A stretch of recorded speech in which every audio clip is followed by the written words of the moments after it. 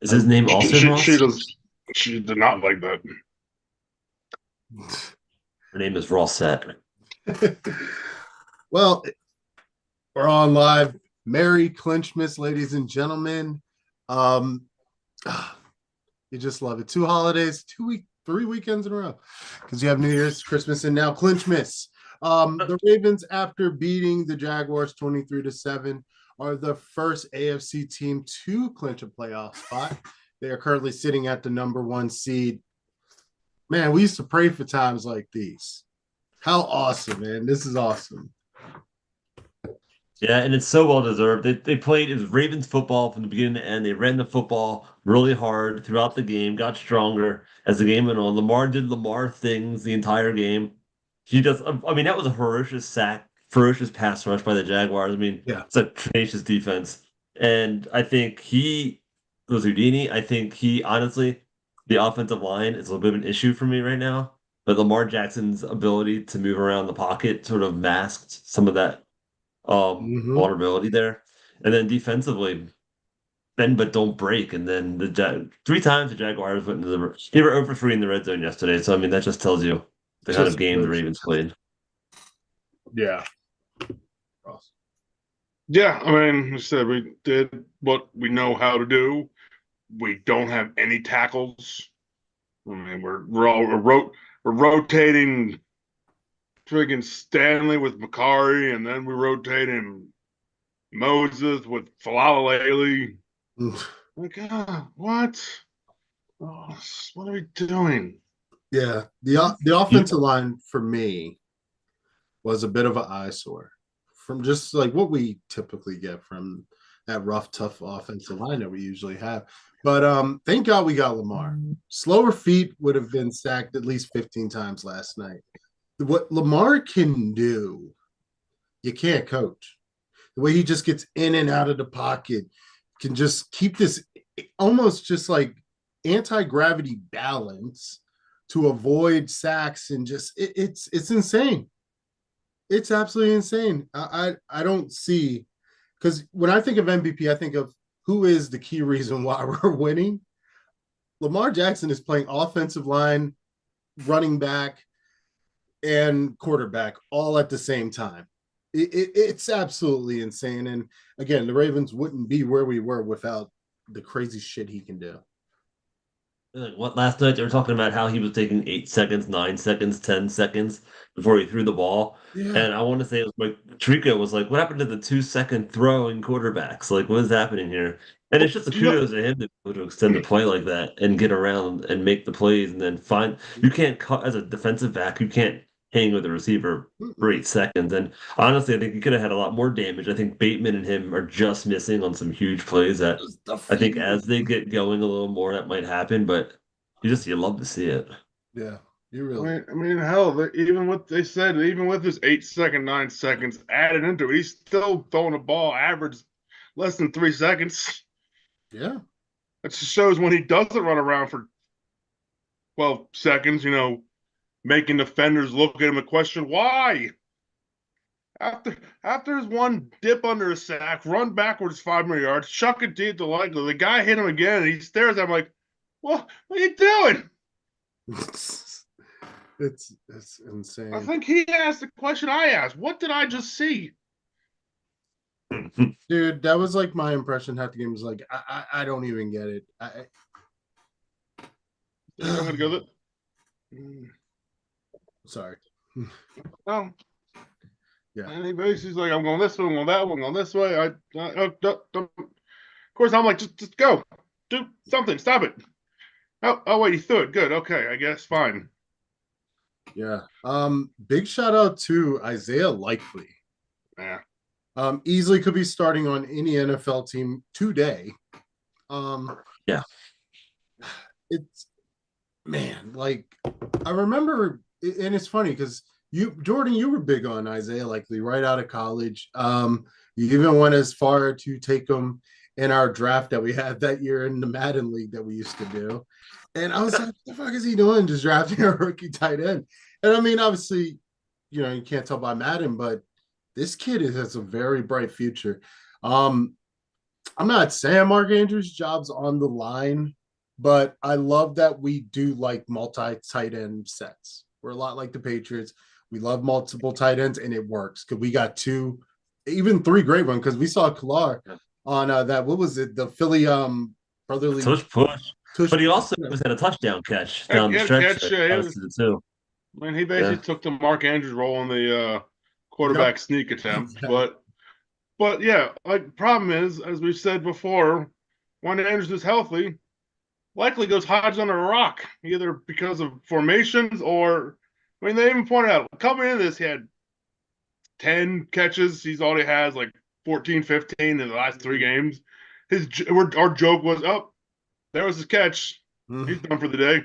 I remember. That's why I struggled so much to take him in fantasy football until I had nothing else, and it's paid off. I took him I picked him up the first week of the season when Andrew was out, and he still was. There's a catch. Yeah, I think so much of it's system, but I do think that going forward, I think there will always be a role for Likely, and I think it makes him more dangerous. He's more physical, and I do think he does things that Mark Andrews can't do. He can stretch the field. I think he's a little more physical. I think he can jump higher. Like he just has all. He's a giant. He's a wide receiver and a tight end body, and it's absolutely incredible when you got a guy like Lamar Jackson who can run around and plays because it's a complete mismatch yeah. most of the time. No, I mean, again, you're getting an extra big body receiver. You can't beat that because looking around, most of our receivers are kind of small. That's the one criticism people still say of our wide receiver room. We don't have the DK. We don't have that go get it guy right now. That's a wide receiver. Yeah, we don't have the DKs or who else is out there. Just the big body. Maybe who knows? Maybe that'll change in the draft. I can't imagine OBJ will be here more than another year, if at all. So we're gonna have to start probably building from that. Hopefully, we get another big one. We struck goal with Zay, without a question. Struck goal with him. Wasn't as flashy as he was last week.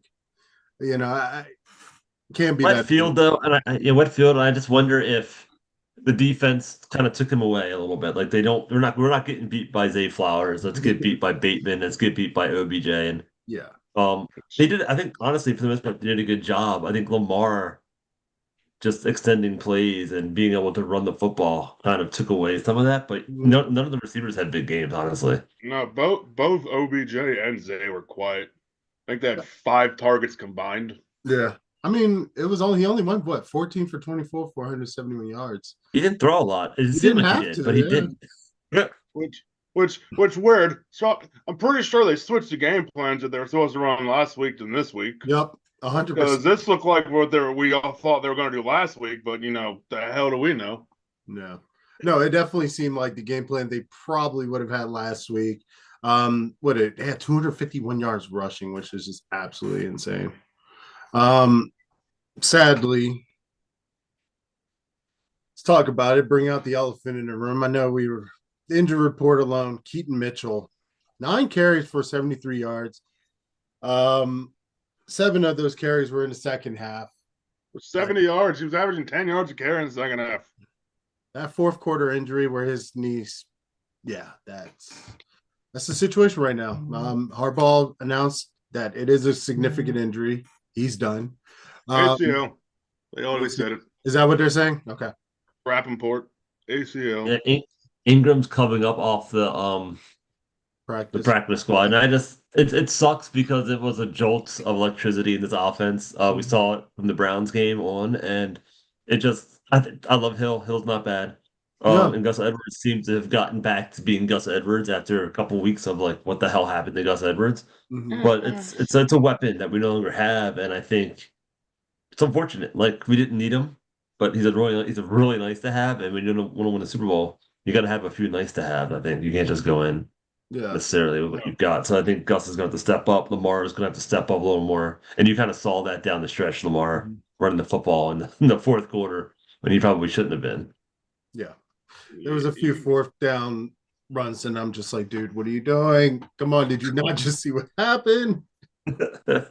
Like one problem is we know Hill has an issue with holding on to the ball occasionally.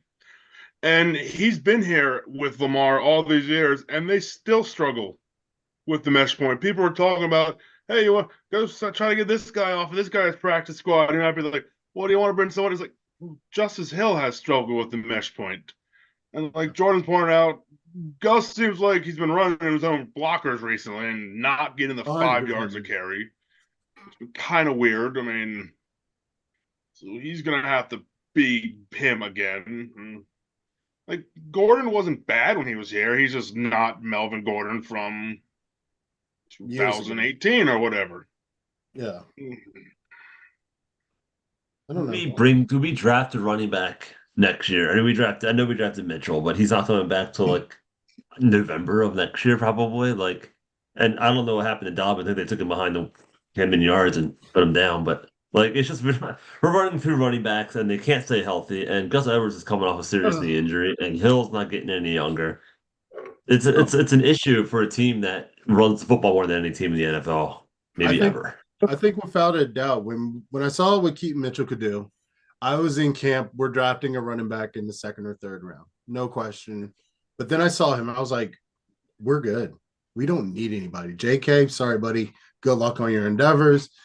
Keep it moving. Gus, get it together, or you may be a trade option maybe down the road. I don't know. Don't know. But with last night's injury, without a doubt, I'm back on that train. In fact, I think we go that might be one of our first picks because looking across the board, where else do we have a hole? Tackle. Stanley is not Stanley anymore. We need a tackle if we want to protect our $100 million quarterback. I mean, they're definitely not going running back in the 1st round. I think you'd be I almost want to go offensive line our first 2 rounds. I don't want John Simpson blocking our blind side anymore either. Mm-hmm. Yeah, I mean, D-line, O-line, cornerback. I think they're all issues. We have our own people to play on defense. You can get a solid running back in the 3rd, 4th round.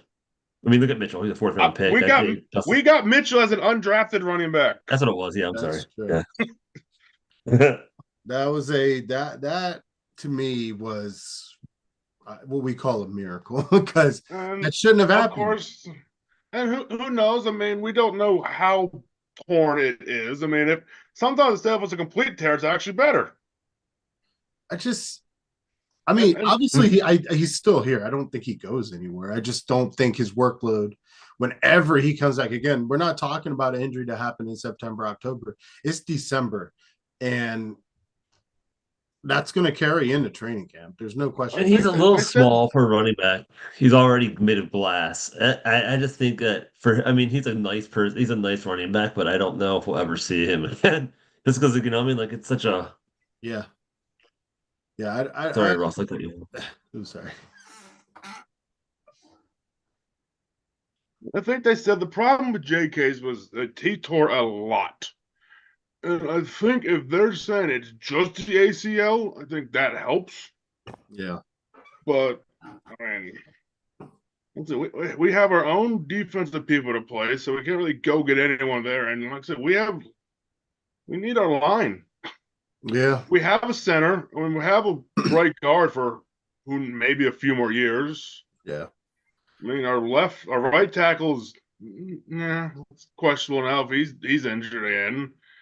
Stanley, I mean, his Pro Bowl year, he would have been a perfect tackle for this offense. And I'm a big fan of Stanley. Like I am. But the amount of times I felt like I saw him get benched, the way he just looked gassed, I don't see a future with him, honestly. He's costing too much for what he's doing. But then again, what happens to all that money? Nobody's going to take him. Do you wonder if the Ravens take advantage of this concussion and sit him for a few weeks? Or I think we need him against the 49ers or your liability. I think, honestly, they're happy he got concussed because I think they'd rather have Makari play, but you can't bench your $75 million offensive lineman. Yeah, I would be. And how he was playing last night, I mean, they mentioned it multiple times. We tried to have him pull. He never could go. They're saying that's possibly how he got the concussion. He couldn't get low enough to block. I mean, he's got a giant knee brace on his knee. Yeah. It's massive. No offense to their defense, Josh Allen. He's not Bosa. It's Yeah, he's coming. I not mean, Fred I mean Warner. that's the playoffs too. Like there's, I would rather him sit now and then come back 3 weeks into January for the divisional round completely fresh Yeah. than just have him just fucking take it to the knee every week like he's that giant in Game of Thrones. Like I don't want it. I know, I agree with you. I would honestly, I think it is at that point where you have those players that are dealing with these agonizing injuries that clearly are depleting their skill set. I say if you can sit him, Macari's good enough. I'm confident enough that Macari and the fact that Lamar Jackson just seems to transport in and out of the pocket like he's teleporting. I think that should be enough. But Stanley, in my opinion, I think unless he has a great offseason, they're greener pastures. He's how old is he? Is he 30 yet? I don't think he's that old. When did we draft him? We drafted him 2 years before we got Lamar, right? So Mm-hmm. like that would have been 2017, Yeah. 2016. Think yeah. So he's getting up there. He's, 29. He's 29. Wow. I mean, that's 29 young. in He turned 29 in March, so by next year he'll be 30. I mean, Starting next Ogden season. wasn't. Starting next season, he'll be 30. Yeah, so I mean he's getting up there. He's not again another player not getting any younger. I don't know. On the defensive side, let's talk about defense for a second. I honestly believe that Kyle Hamilton is the best player in the Ravens, not Lamar Jackson. I'll be straight up with you. What he can do. Number one, I was surprised he came back and played at the capacity Yep. he did. He looked good too. He seemed fine. Made us look like idiots. What did Roquan call him? A fucking animal or fucking something in the press conference? Oh my God. It was just like, how are you here? And If you would have told me he was coming off a knee injury, I would have like, no, he's not. When? Off season? Yeah. No, last week. I don't believe you. And I tell you, we're not beating the 49ers without him. Oh, No. God, And no. so I think he is the absolute key to this game because he can run with Kittle and he can play in the box with McCaffrey and he can cover Debo. So it's like I'm excited about it a little bit because I think anyway. I mean, the defense as a whole is really, really, really good. But I think Hamilton is honestly at this point the engine because he can do a little bit of everything and it lets him be so creative. And again, that for weeks you hear on ESPN, on Fox Sports, and all that, you hear them say there's no closer on the Ravens. There's no guy to just finish it. No, Kyle Hamilton, Roquan, more so Kyle Hamilton. He's that dude. He's different. No, Roquan obviously is the leader of the defense, and without him, I don't know where we would be. Just the way he keeps that defense organized. But Kyle just impressive. Yeah, Roquan cleans it up, but Kyle Hamilton is the one that like puts the shit in trash can. Like Yeah. he's like getting there first, and then Roquan's making sure they're not getting away. Like, Yeah. and it's the instincts of Kyle Hamilton is what really jumps out at you. And to be a second year player like he is, and just really, and he didn't play. He really didn't start games down the beginning of the year last year, so he hasn't really played. This is his first full season, really, and it's like he's getting all pro nods. He's finally getting the hype. Every single primetime game, they spend 20 minutes talking about Kyle Hamilton. It's And I awesome. think it's only a matter of time before he's in that, he's this generation's class of Palomalu or Yeah. Sean Taylor or Ed Reed or Dawkins, The Mike's picked up Lawrence last night. Look at 14. Yeah. Watch 14. Like, yeah, good idea. They sweat Yeah. him. You should watch Again. it. You don't know. I don't know where he was because you never know where he is. Yeah, you don't. And that's the thing. And of course, Marcus Williams went out. How serious is his injury? Dr. Ross. Dr. Ross. His injury didn't concern me as much as Mitchell, so I didn't pay attention to what happened to him. The most important thing that happened to him was that he got up during his injury at the end of the first half and was like, "No, I'm not hurt. Don't stop the clock." Halftime. I hurt. Hey, I'm hurt. He's got great instincts too. Like he's immobile right now because of his arm that he can't make the picks that he was making when he first got here, but he's still getting there. And he's probably keeping that secondary together in a way that I think it'd be a little more in shit. But then he got turned around on that one play. I was actually senior Geno Stone, wasn't it? But like Yeah. you haven't really seen those kind of plays. It reminded me of 2017 when that guy got loose. I was like, what is this? We haven't seen it in a while. And I think Yeah, it's 'cause, kudos to Marcus we Williams. had Stevens was eyeing up Ridley, and really no one realized to cover Agnew. Just decided to go deep on him. It's a tough team, and Lawrence is a really good quarterback, and I think if any, they're going to get theirs. You know what I mean? It's like playing Aaron Judge in baseball. Like he's going to get his fucking hammers. Like the fact that they were bend but don't break, I think, is absolutely massive because you're going to get offenses like this down the stretch. The 49ers are going to they're going to move the football. I don't care who you are, just how you play inside the 20. And then the same with the Dolphins. Let's just don't get beat deep by Hill, and you've got a good shot at beating them. Yeah. The recipe's there. Yeah, no. And we're going to talk about those games. I don't want to talk too much about them because again, Yeah. we are gonna break down that because there is a lot to break down with the San Francisco 49ers. Easily, in my opinion, the best team, not the Baltimore Ravens. Straight up, no question. It's going to be a dogfight. I can't wait for that game. But while keeping on the subject of this game, let's give a shout out to Justin Matabike. All three of us have been watching Ravens since the 90s, and there's been a lot of great defenders come through. And I feel like, again, there was that period of time from about maybe 2014 or so till now where we didn't have certain stars. We didn't have just that influence that the Ravens defense have had. And Matabike brings it, dude. What is that? Currently on sack total currently at 12. It's 11 straight games with at least a half a sack. It's an NFL record. That's an NFL fucking NFL record. record. The NFL is 100 years old. Like it's incredible to me, and he's I didn't you don't realize how athletic he is until he makes these sacks and he's just like doing these moves, and it's like these guys. Hilary Nada wasn't doing that, you know, like different style of play, but different game. His ability to break down and get to the quarterback and is incredible. Like he's cleaning up space so quickly. And he's drawing the quarterback out. It's wild. That's why we have so many sacks as a team, because he's forcing the fucking center into the goddamn quarterback every play. Yeah. There's a reason that his teammates are calling him Baby Aaron Donald. Yeah, rightfully so. He is about to make a lot of money. A lot of money. The Ravens are going to spend a lot of money to keep him. Every sack, they're just like, oh well, that's not at a zero. There's another one. As a record, at a zero.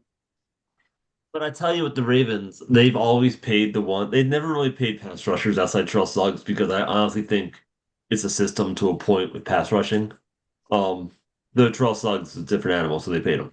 But I feel like they're going to pay Matabike because you just can't get this kind of production off the street or off another team. And they come, you got to pay a pretty price in the draft for guys like this. And they've done a tremendous job over the years of getting guys and developing them. I think a little slower than we'd like. Yeah. I think he's another example. He's just like Owe. That versus these guys that come in after Queen, that it takes them a little bit longer to get going. Even Lamar Jackson to a point. And I just think that, but once they fruition, I mean, you're getting superstars out of all of these players, and they're all hitting at the same time this year, which is why we're winning the conference. Yeah. So we have Matabike, Chuck Clark, and PQ. Keep two, ship one. Who you got? Well, Clark's already gone, so that's an easy option. He ships his ass. Yeah, we shipped his ass already. Yeah. Because we had Geno Stone. I mean, no, I'm sorry. Shit. I meant Geno Stone. Shit. Sorry. Wow. I think Geno Stone's the cheapest. I think Geno Stone is both the easiest cut. Well, I don't know. It's tough. I feel like Patrick Queen is the obvious one, but at the same time, you can't get rid of him. No, I've seen too many things. The Ross Ravens wired basically was like, no, well, he can't go. He's got a high five for every teammate, and him and Roquan are just, they can't separate that. Honestly, Geno's becoming cheaper as the year has gone on, since he's been kind of really hasn't done it. I mean, he's Wide second in the receiver. NFL in interceptions, but that just could be a He's fact that another no one else is system taking the ball guy. off. I feel like you can't pay safeties in this day of age unless they're Kyle Hamilton or Marcus And Williams. They're plus, we're already established. paying one already right now. We gotta wait, and we're gonna pay Kyle. Yeah. No So, Yeah. Yeah, I think they may not sign both of them. I mean, I think it's going to be interesting. Lamar Jackson's contract's going to hit eventually. But I think I'm interested what to do with Marlon Humphrey. I think he's one. Some of these guys are just like it's unbelievable. Like how just they went from being like elite to just Yeah. unrosterable. I mean, like not unrosterable, but they're definitely the liabilities. people are half the damn definitely time. taking pay. People will definitely be taking pay cuts this offseason if they want to stay around. yeah. I mean, Humphreys, he's probably got to take one. Stanley, he he's needs not some We money. win the Super Bowl. Watch the fuck out. It's going to be like the great exodus because they're going to be like, we won the Super Bowl, and they're going to cut like half the fucking team. it's But I'll be cool with it because we won the Super Bowl. Oh boy. I don't know. Marlon, to be honest, has been battling an injury, which again, maybe a good offseason might do him some good. He looked good yesterday, He honestly. did. Like That's what I'm I saying. think they didn't put him in the outside too often either. Yeah. They kept him in the slot, and he's up against the line, and it kind of reminds me of Jalen Ramsey a little bit in that regards. Here But for it. also the Jaguars don't have burners. That's This true. part. Yeah, we don't have the speed, but we're still shutting shit down. Still shutting shit down. Yeah. Right now, number one in the AFC. 11-3. Dolphins now 10-4. Chiefs 9-5. Again, that still is wild to me. And of course, the Jaguars fall to 8-6. But behind them, are the Browns and the Bengals. What? I don't like it. I don't like it. I saw Browning has the second highest passer rating since he started playing for the Bengals. It's a Like dog. he's fucking legit. He's the reason why our boy God, I can't think of his name. No. Who's got him in fantasy? Holden? Oh, Holden's got him. Yeah. Oh, you're right, he does. Dropped Well, that's why he's 200 winning. points this week. Like, oh my god, he had like 50 points in fantasy. Ugh. Yeah, I think I was talking to Colleen about it. I was like, he has fucking Browning. Like, why does he have him? And then I look at his points. It was like 50, 26, like 40 something. It's like, what the hell? So Boss brought it up yesterday, actually. Just Joe Burrow being more of a system guy. Is that potentially there? Is it? It's easy to be a system quarterback when you've got fucking Chase, Higgins, Boyd, and Mixon. You know what I mean? Like, Christ, put me out there. I bet you I can get some completions. Like, I'm not saying that Burrow is not good, but like at this point, like you just spent $260 million on a guy that can't stay healthy. Meanwhile, Browning is outplaying. Now, granted, they haven't played anybody really. I think how good are the Browns? How good are the Steelers? Like that's who they're playing. That's true. We'll see when the chips are down in the playoffs. They're gonna get their asses fucking kicked, but I don't know. Part of me hopes they get in because that means the Bills won't. Yeah. No, yeah, Bills are looking. I mean, they handled the Cowboys yesterday, but Bills are on the outside looking in. Texans, who knows what's gonna happen? What is it, like a three-way tie for the AFC South right now? Three-way tie, but the Jags own every tiebreaker as of right now. What we need is the Texans to beat the Browns, I think, this week, which could happen. Yeah. And then the Browns will have maybe the Texans will have the advantage. It just whatever keeps the Bills out of the fucking playoffs is all I care about because they're gonna go and be a wild card and wreck a lot of people's shit. That's what they're saying. They're saying that last night or whatever. I don't want to play the Bills as a 7th seed. They're when you play them as a top seed, they're just like, oh look at us, we're the Bills. Now they're like, oh, screw you all. Yep. Look what we can run the ball, which the hell's that all about? Yeah, I don't want to take the Bills on into what that's just crazy. Again, they have the tools. They just for some reason, again, I don't think Josh Allen is as crazy as in fantasy. Sure, cool. Thank you for the 40 points, but the man throws interceptions as much as he throws touchdowns. It's baffling to me. And again, I've been happy just listening to the sports media sphere. You know, just kind of like not all over Josh Allen. Because again, you just hear this guy that keeps throwing interception, but he's their golden boy, and it's like, what the hell? Yeah. Jalen Hurts apparently is playing and just got a touchdown. Holy shit, man! He's having a flu game, by the way, live Monday Night Football. He's reinserting himself into the MVP chat. Which, by the way, guys, where do you think Lamar currently sits in that conversation? Especially given the performance by Dak yesterday, where he just shit the bed against these Bills. Well, I can tell you right now, current odds has him second, tie with Dak behind Purdy. I think it's 2 until this week, until Monday. I think he's honestly sitting at 2 until Monday. Whatever this game is going to determine who is MVP.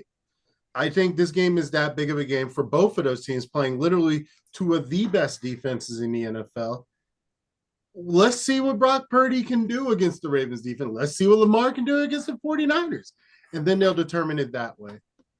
All I'm worried about this year is, like I said, are they going to judge him rightly based off his stats?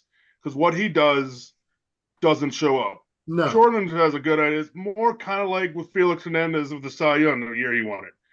It was used to be wins. It's about wins. Well, we got a guy who's shutting everyone down, but his team sucks. Yeah.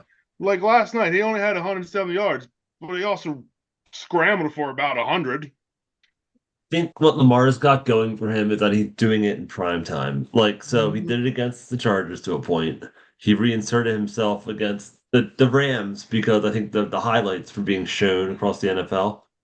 But then to do it against the Jaguars Sunday Night Football, now he's going to do it on Christmas night when I think it's probably the biggest audience of the year, maybe ever, for a regular season game. This is a fucking one of the biggest game regular season games of all time. I would argue of all time. Like, I mean, when's the last time the conference leaders faced off in prime time down the stretch like this? It's unbelievable. Christmas. I mean, with Lamar Jackson and Christian McCaffrey and all these big names, and it's unbelievable. And it's America. It's such a huge game. And then, so like, I do think that this is a Super Bowl preview. Exactly. They could very well play it. And I think you may actually see them kind of hold back on some things too, but it's just incredible to me, this football game. And then Dolphins way after that. And that's probably going to be prime time because it's New Year's. Either way, it's going to be the number one game in America at 1 o'clock, 4 o'clock, or fucking 8 o'clock. And so I think it's a chance for Lamar Jackson on national stage. I think that's where you win MVP. That's the reason that's why Purdy's and everyone's talking about Purdy, everyone's talking about Dak, and everyone's talking about Hurts because they've been playing every fucking Sunday and Monday for the last month and a half. 100%. And now it's Lamar's turn. And if he does a thing where he runs at 90 yards and throws it for 200 and gets 3 touchdowns and spins around about 5 people and runs and shit and goes forward and forward and gets it, he's going to win MVP because he's doing it in front of the country. Exactly. He's a fucking unicorn. And that's why we're getting in the game ball too. Because the Ravens would not be the Ravens without him. Preach, Jordan. I can't wait to talk about it, honestly. We'll probably talk about it. We'll figure it out today. We'll get back to y'all on that. But no. Oh my God. Just what he is to the Ravens. You can't put it in the stats. Straight up. You can't put it in the stats. He's not going to give you 300-400 yard games. This is not going to happen. And that's but he can, and he has. And that's what makes him so fucking dangerous. Yeah, exactly. But any last thoughts, Jordan? Yeah, like you didn't just have them. Yeah, I'll switch gears a little bit. I think that going down the stretch beyond just health, I think it's going to come down to the ability for this team to run the football at the end of the day. And so if they can run the football against the 49ers and without Mitchell in this lineup and having to rotate, really lean on Gus Edwards now, I think, down the stretch against these teams that can really stop the run, I think is going to be huge because I think that's going to be key. And I think these other linemen have to really fuck up. This is money ball now. This is where the Ravens really show who they are. Because to this point, they really haven't really played anybody. So I'm excited to see this next evolution of this team. We know we can beat the Rams and the Jaguars of the world, the 8-8s, Yeah. Let's fucking play the teams with 4 or 5 losses tops. Yep. Ross. No, yeah, like I've said, these starting last week and these next 2 are the most important games. of the season right now. Mhm. Granted, next week's has a little advantage, not so important without a conference, but I'd still rather win it. Yeah. Not to worry about what the Dolphins do. Don't even Making care. that game against the Dolphins a little not as stressful, but just run the ball. We do what the Ravens, like I think I pointed out a few weeks ago. We average 50-something yard percentage running. Most of the NFL. It's what we do. It's what we do Yeah. in December. We saw Lamar was actually doing it last night more than usual. He was at 100 yards. I love that we're the underdog against 49ers because we're gonna bring that chip into fucking San Francisco and not give a fuck. And we're taking that game personally, and the world is going to blow up if we beat the 49ers. Like we're gonna Oh be yeah. anointed right then and there, and it's gonna be insanity. It's going to be Wow. absolutely nuts if the Ravens can pull it off, which they very well could. There's no reason why they can't. But again, if they do, it's gonna shake up the world. It's gonna shake up the football world because a lot of people are counting us out right now. Like I said, we are gonna talk about that. That is gonna be a good episode because we're gonna break that down piece by piece. Hmm. But as for this one, Ravens did it. They got revenge for last year against the Jags. Felt great. It was awesome. Went shot for tutties. That was a bad decision on a Sunday. Whatever. um, whatever, But nonetheless, Ravens picked up the dub. If you watch, don't forget to like and subscribe. We got more.